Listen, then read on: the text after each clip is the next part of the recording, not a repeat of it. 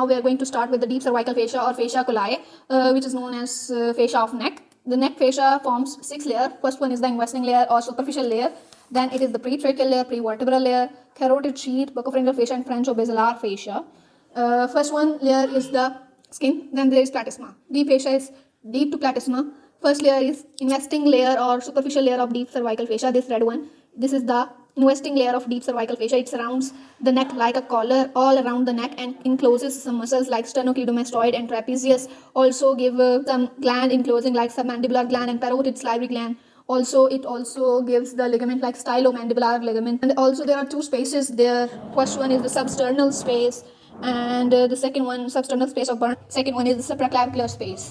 ये हमारे पास प्लेटिस्मा के डीप हमारे पास जो है investing layer of deep cervical fascia आती है। इसके अटैचमेंट्स की बात करें तो सुपीरियर लेयर हमारे पास क्या सुपीरियर स्कल है, स्कल से अटैचमेंट होंगी। ये नेक का फेशिया तो ऊपर ब्रेन स्कल वाली चीज़ों से अटैचमेंट होंगी ना, और मैंडिबल वगैरह से जो मैंने इसकी बाउंड्रीज बताई हैं। तो इसके ऊपर अटैचमेंट है यहाँ पे ऑक्सीपिटल बोन है। ये जो रेड कलर का है ना, ये हमारे पास है यही इन्वेस्टिंग लेयर के अटैचमेंट का एक्सटर्नल ऑक्सीपिटल प्रोटूबरेंस। यहीं पे हमारे पास आएगी नकल लाइन, उससे अटैचमेंट हो जाएगी। उसके बाद मेस्टॉइड प्रोसेस आएगा साइड पे, वहाँ से। उसके बाद स्टीरॉइड प्रोसेस आएगा साइड पे, वहाँ से। उसके बाद यहाँ पे आएगा एक्सटर्नल अकूस्टिक मियाटस, वहाँ से आ जाएगी इसकी अटैचमेंट। इसके अलावा बेस ऑफ मैंडिबल आ जाएगी, एंगल ऑफ मैंडिबल आ जाएगा, ठीक। External occipital protuberance, superior nuchal line, external auditory meatus, mastoid process, styloid process, base of mandible, angle of mandible, ठीक। अब इसके हमारे पास ना 2 लेयर्स बन जाती हैं। एंगल ऑफ मैंडिबल पे जहाँ पे ये करते हैं ना, तो वहाँ पे ये 2 लेयर्स में स्प्लिट होता है, डीप लेयर और सुपरफिशियल लेयर। तो ये इंक्लोज करते हैं पैरोटिड ग्लैंड को। ये हमारे पास इसकी सुपरफिशियल लेयर आ गई जो कि हमारे पास ज़ाइगोमेटिक आर्च से अटैच हो रही है। ये इसकी डीप लेयर आ गई जो कि टिम्पैनिक प्लेट, टिम्पैनिक मेम्ब्रेन से आ रही होगी। ये हमारे पास डीप लेयर आ गई, हमारे पैरोटिड ग्लैंड को इंक्लोज करेगा। इसके अलावा यहाँ पे स्टीरॉइड प्रोसेस जहाँ से ये आ रहा है, वहाँ से ये जो मैंडिबल तक आएगा तो स्टाइलोमैंडिबुलर लिगामेंट बना दे। स्टाइलोमैंडिबुलर लिगामेंट को pierce contraction external carotid artery pierce करती है स्टाइलोमैंडिबुलर लिगामेंट को। ये हमारे पास एक एमसीक्यू उसके अंदर आ सकता है। अब ये इंफीरियरली कहाँ अटैच करेगा? इंफीरियरली हमारे पास जो स्कैपुला है ना, उसके स्पाइन पे अटैच। पोस्टीरियरली हमारे पास लिगामेंटम नकी एक लिगामेंट आता है वर्टिब्रा का, 7th सर्वाइकल वर्टिब्रा के साथ अटैच कर जाएगा। ये हमारे पास C7 है जहाँ से ये अटैच किया हुआ है, और लिगामेंटम नकी यहाँ पे एक और लिगामेंट आएगा वर्टिब्रा का। और एंटीरियरली हमारे पास ना यहाँ पे मैंडिबल के जॉइंट्स होंगे, मैंडिबल के दरमियान में बिल्कुल सेंटर में जॉइंट होता है सिम्फिसिस मेंटाई, उससे और हाइड बोन से अटैच करेगा। ये हाइड बोन से अटैच हुआ है और यहाँ से सिम्फिसिस मेंटाई से अटैच होगा, ठीक। इसके बाद ये 2 मसल को इंक्लोज करेगा। कौन से मसल हैं? स्टर्नोक्लेडोमास्टॉइड एंड ट्रापेजियस। 2 ही स्लाइवरी ग्लैंड्स को कवर करेगा, पैरोटिड और सबमैंडिबुलर। पैरोटिड और सबमैंडिबुलर ग्लैंड को इंक्लोज करेगा। सबमैंडिबुलर ग्लैंड को इसका डीप फेशिया, और जो हमारे पास सुपरफिशियल लेमिना आएगा बेस ऑफ मैंडिबल से, और डीप लेमिना आएगा हमारे पास डीप लेमिना आएगा माइलोहाइड लाइन से। ये मैंडिबल के ऊपर होती है माइलोहाइड लाइन। इसके बाद ये जहाँ पे हाइड बोन पे अटैच करेंगे, ये क्लोज स्पेस बनेगी, इसके अंदर सबमैंडिबुलर ग्लैंड आएगा। और इसके अंदर हमारे 2 स्पेस बनेंगी, सप्रास्टर्नल स्पेस और सप्राक्लैविकुलर स्पेस। सप्रास्टर्नल स्पेस कौन सी? जो स्टर्नम के ऊपर है, बिटवीन द 2 क्लैविकल्स। इस स्पेस के अंदर, इस स्पेस को स्पेस ऑफ बर्न्स भी कहते हैं। और इसके अंदर हमारे पास सप्राक्लैविकुलर लिम्फ नोड्स आएंगे, और इंटरनल जगुलर प्लेक्सस, जगुलर वेनस आर्च आएगी, और स्टर्नल हेड्स आएंगे स्टर्नोक्लीडोमास्टॉइड के।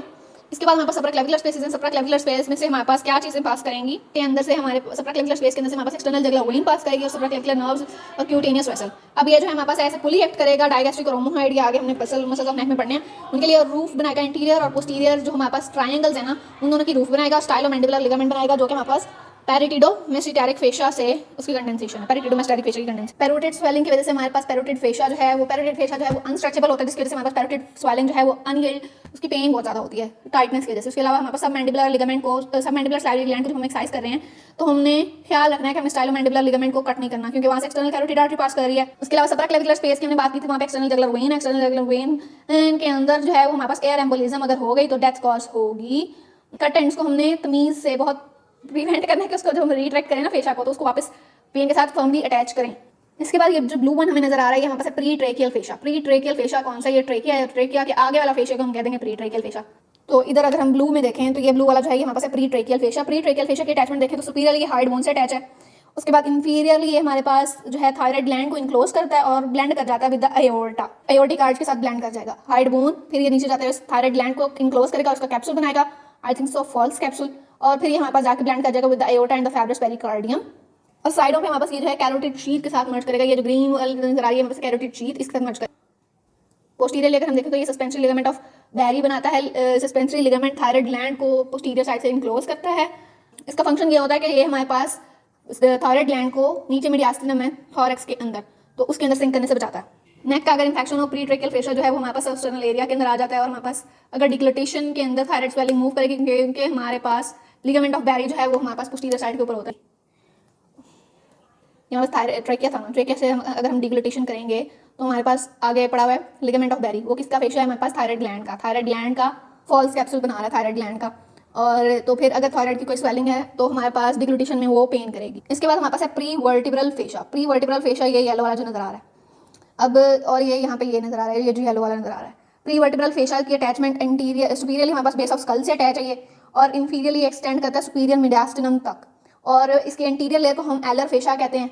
और हमारे पास जो है ये ब्लेंड कर जाती है बकोफ्रेंजियल फेशा से और posterior layer of interior longitudinal ligament है ना, वर्टिब्रा के आगे वाली साइड पे लॉन्गिट्यूडनल लिगामेंट होता है, इंटीरियर लॉन्गिट्यूडनल लिगामेंट, वहाँ से ये ब्लेंड कर जाएगी उसके साथ और बकोफ्रेंजियल फेशा के साथ। एंटीरियर की अगर हम बात करें ना तो फेरेंक्स और बकोफ्रेंजियल फेशा को हमारे पास एक स्पेस में सेपरेट किया होता है। ये जो स्पेस है ये हमारे पास है रेट्रोफ्रेंजियल स्पेस, ये फेरेंक्स है और ये हमारे पास वर्टिब्रल कॉलम है। वर्टिब्रल कॉलम के ऊपर हमारे पास है बकोफ्रेंजियल फेशा। बकोफ्रेंजियल फेशा और फेरेंक्स को सेपरेट किया होता है रेट्रोफ्रेंजियल स्पेस में। अच्छा, अब हम बात करें प्री वर्टिब्रल फेशा की इंपॉर्टेंस क्या है, तो यहाँ से हमारे पास जो है सर्वाइकल और ब्रेकियल प्लेक्सस पास करते हैं, ठीक है, इन इसके पीछे पड़े हुए होते हैं। ब्रेकियल प्लेक्सस के ट्रंक जो हैं और सबक्लेवियन आर्टरी जो हैं, इन दोनों के दरमियान से स्क्लेना इंटीरियर और मीडियस के दरमियान से पास जब करती हैं तो प्री वर्टिब्रल फेशा की शीट उनके ऊपर आ जाती है, जिसको हम एक्सिलरी शीट कहते हैं, जब भी एक्सिला में आ जाती हैं। यानी कि ब्रेकियल प्लेक्सस के ट्रंक्स के ऊपर जो एक्सिलरी शीट होती है और सबक्लेवियन आर्टरी, इन दोनों के ऊपर जो हमारे पास शीट होती है, जब ये स्क्लेना इंटीरियर और स्क्लेना मीडियस के दरमियान में से पास करते हैं, स्क्लेना है हमारे पास नेक के मसल हैं, इन दोनों के दरमियान में से जब ये पास करती हैं तो इनके ऊपर शीट आती है, उसको एक्सिलरी शीट कहते हैं, और ये हमारे पास किससे आती है, प्री वर्टिब्रल फेशा से। इसके बाद ये फेशा जो है ये हमारे पास फेरेंक्स को मूवमेंट प्रोवाइड करता है और कैरोटिड शीट की भी मूवमेंट्स में हेल्प करता है। अब अगर नेक का इन्फेक्शन हो, लाइक कोई टीबी वगैरह हो गया, तो वो प्री वर्टिब्रल फेशा जो है ना नेक के पीछे, वो हमारे पास जो है वो सर्वाइकल वर्टिब्रा और सर्वाइकल नेक में अगर कोई इन्फेक्शन हुई है तो हमारे पास वो वहाँ से पीछे इसके क्या पड़ा हुआ है, प्री वर्टिब्रल फेशा। प्री वर्टिब्रल फेशा से पीछे हमारे पास क्या पड़ा हुआ है, रेट्रोफ्रेंजियल स्पेस। रेट्रोफ्रेंजियल स्पेस में भी जा सकती है वो एब्सेस। अभी मैंने जैसे बताया कि एक्सिला में हमारे पास एक्सिलरी शीट बनती है जो कि हमारे पास ब्रेकियल प्लेक्सस के ट्रंक को सराउंड करती है, वहाँ पे भी जा सकती है वो इन्फेक्शन। और ये नीचे सुपीरियर मीडियास्टिनम से कॉन्टिन्यूस है, सुपीरियर मीडियास्टिनम में भी जा सकती है ये एब्सेस। और हमारे पास पोस्टीरियरली ये लिमिटेड, इसका डिसेंट जो है वो रुक जाता है ड्यू टू बकोफ्रेंजियल फेशा के अटैचमेंट की वजह से, जो कि हमारे पास प्री वर्टिब्रल फेशा की अटैचमेंट की वजह से, जो कि फोर्थ सर्वाइकल वर्टिब्रा के साथ ब्लेंड कर जाती है। पोस्टीरियरली ये ब्लेंड कर जाती है ना फोर्थ वाले के साथ, पोस्टीरियरली नहीं जाता। अगर इंटीरियरली होगा तो इंटीरियरली ये कॉन्टिन्यूस है, सुपीरियर मीडियास्टिनम तक इन्फेक्शन जाएगा। नेक के इन्फेक्शन जो कि हमारे ये तो प्री वर्टिब्रल फेशा से बिहाइंड इन्फेक्शन है। अब प्री वर्टिब्रल फेशा से आगे जो इन्फेक्शन होंगे रेट्रोफ्रेंजियल स्पेस में, वो हमारे पास जो है वहाँ पे कोई भी पस जो वहाँ पे लिम्फ नोड की स्वेलिंग की वजह से वो आ रही है, वो पस जो है वो रेट्रोफ्रेंजियल एब्सेस एक्यूट फॉर्म में बनाएंगे, जो कि हमारे पास वो इन्फेक्शन जो है सुपीरियर मीडियास्टिनम और पोस्टीरियर मीडियास्टिनम तक जा सकता है। इसको हम पॉर्ट्स इन्फेक्शन कहते हैं, पॉर्ट्स इन्फेक्शन। ये हमारे पास एक्सिलरी शीट दिखाई हुई है around the brachial plexus and the subclavian artery while it passing between the scalenus anterior and scalenus medius. इसके बाद हमारे पास थर्ड लेयर है कैरोटिड शीट, फोर्थ लेयर है कैरोटिड शीट। कैरोटिड शीट हमारे पास कैसे है कि ये जो प्री वर्टिब्रल फेशा है ना, वही हमारे पास प्री ट्रेकियल फेशा और प्री वर्टिब्रल फेशा जो है ना आपस में फ्यूज करके कैरोटिड शीट बना देते हैं। कैरोटिड शीट के अंदर हमारे पास मेन वेसल्स ऑफ नेक होती है, like common carotid, internal carotid artery and internal jugular vein और वैगस नर्व। और ये जो है ये थिन हो जाती है, और इसके अपर पार्ट में ना शीट के 9th, 10th और 12th नर्व भी, 10th, 9th, 11th और 12th नर्व भी होती हैं। वेगस तो टोटल में होती है ना, अपर पार्ट में कौन कौन सी है, 9th, 11th और 12th नर्व, हाइपोग्लॉसल एसेसरी और ग्लोसोफ्रेंजियल हाइपोग्लॉसल और एक्सेसरी नर्व्स। ये नर्व्स जो हैं वो डिफरेंट पॉइंट पे शीट को पेश करके आउटसाइड आ जाती हैं। इसके रिलेशन की बात करें तो इसके इंटीरियर वॉल में आंसर सर्विकैलिस होता है। आंसर सर्विकैलिस एक रूट है, लूप है नर्व्स का, वो उसको हम बाद में डिस्कस करेंगे। और सर्वाइकल सिंपैथेटिक चेन होती है इसके पीछे, और इसका ओवरलैप करता है इंटीरियर बॉर्डर ऑफ स्टर्नोक्लीडोमास्टॉइड। ये हमारे पास कंटेंट्स ऑफ कैरोटिड शीट हैं, जो कि हमारे पास क्या क्या हैं, ये है कॉमन कैरोटिड आगे जाके इंटरनल कैरोटिड एक्सटर्नल में डिवाइड हो जाएगी, और ये हमारे पास इंटरनल जुगुलर वेन, और ये हमारे पास वाइगस नर्व। इसके बाद हमारे बकोफ्रेंजियल फेशा। बकोफ्रेंजियल फेशा की अगर हम बात करें तो ये जो है ये सारे कंस्ट्रिक्टर मसल जो हैं उनको कवर करता है एक्सटर्नली, और हमारे पास जो है वो बक्सीनेटर तक ये एक्सटेंड करता है। सुपरफिशियल एस्पेक्ट जो है इसका बक्सीनेटर मसल तक जाता है और फ्रेंजियल टुबरकल तक। ये हमारे पास बेस ऑफ ब्रेन पे जो टुबरकल है इसका नाम है फ्रेंजियल टुबरकल, यहाँ तक जाता है बकोफ्रेंजियल फेशा। रेट्रोफ्रेंजियल स्पेस जो होती है वो हमारे पास बकोफ्रेंजियल फेशा के पीछे होती है। ये जो ग्रीन कलर का है ये हमारे पास बकोफ्रेंजियल फेशा है, और बकोफ्रेंजियल फेशा के पीछे ये जो स्पेस है इसको हम कहेंगे रेट्रोफ्रेंजियल स्पेस। रेट्रोफ्रेंजियल स्पेस जो है वो हमारे पास इंटीरियर होती है टू द एलर फेशा। एलर फेशा हमारे पास इंटीरियर लेयर थी प्री वर्टिब्रल की, और हमारे पास जो है इन दोनों के दरमियान में ये जो है ये डेंजर स्पेस इन नेक, किसको कहते हैं, रेट्रोफ्रेंजियल स्पेस को। उसके बाद फ्रेंजोबैसिलर फेशा की बात करें तो ये सुपीरियर कंस्ट्रिक्टर जो है ये फेरिंग्स के मसल है कंस्ट्रिक्टर। सुपीरियर कंस्ट्रिक्टर के साइडों पे जो होगा base of mandible, base of skull से और फ्रेंजियल मसल से डीप लाई करेगा, इसको हम कहेंगे फ्रेंजोबैसिलर फेशा। रेट्रोफ्रेंजियल स्पेस की बात करें तो ये हमारे पास कहाँ है, फेरिंग्स के बिहाइंड। अब इसकी बाउंड्रीज की बात करें तो इंटीरियर हमारे पास आ जाएगा बकोफ्रेंजियल फेशा, पोस्टीरियर आ जाएगा प्री वर्टिब्रल फेशा, जिसका हमारे पास होता है एलर फेशा इंटीरियर वाला। सुपीरियरली बेस ऑफ स्कल आ जाएगी, इंफीरियरली ये कॉन्टिन्यूस होती है सुपीरियर मीडियास्टिनम से।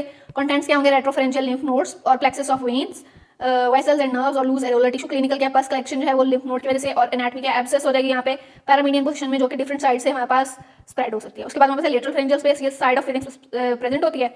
मीडियली इसके फेरिंग्स होगा, पोस्टेरोलेटरली पैरोटिड ग्लैंड होगा, एंट्रोलेटरली हमारे पास मीडियल कैरोटिड मसल होगा, पोस्टीरियरली कैरोटिड शीथ होगी, और यहाँ पे हमारे पास जो है मैक्सिलरी नर्व और मैक्सिलरी आर्टरी की ब्रांचेस होती हैं और फाइबर फाइबर टिश्यू होता है यहाँ पे पास कलेक्शन के जैसे लुडविग एंजाइना